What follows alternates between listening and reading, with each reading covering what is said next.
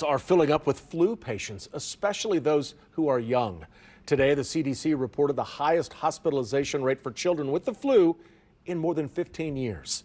We checked with Children's Mercy. They wouldn't give us specific numbers, but they say they continue to see children hospitalized with the flu, including some who are critically ill. KCTV5's Chandler Watkins talked with a local doctor who has some warning signs that parents need to watch for. This season, influenza A is the more dominant strain. Dr. Sean Sood, a pediatric critical care physician here at the University of Kansas Health System, says that's the strain that children tend to be more susceptible to.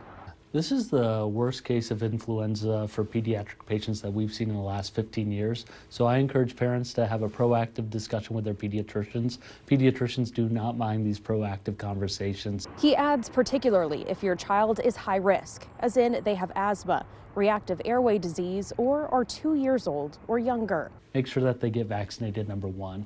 And then there is a treatment. There is an antiviral medication called Tamiflu, and that tends to work best within 24 to 48 hours of symptom onset. He says if your child has a fever, has been around someone who has the flu, or starts having respiratory symptoms, ask their pediatrician about Tamiflu. Dr. Sood also outlined key signs which should make you think about going to the hospital.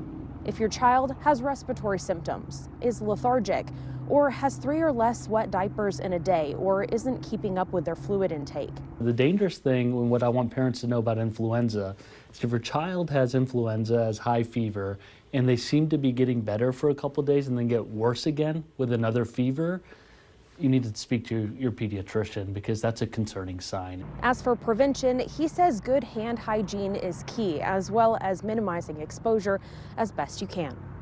Reporting in KCK, Chandler Watkins, KCTV 5 News.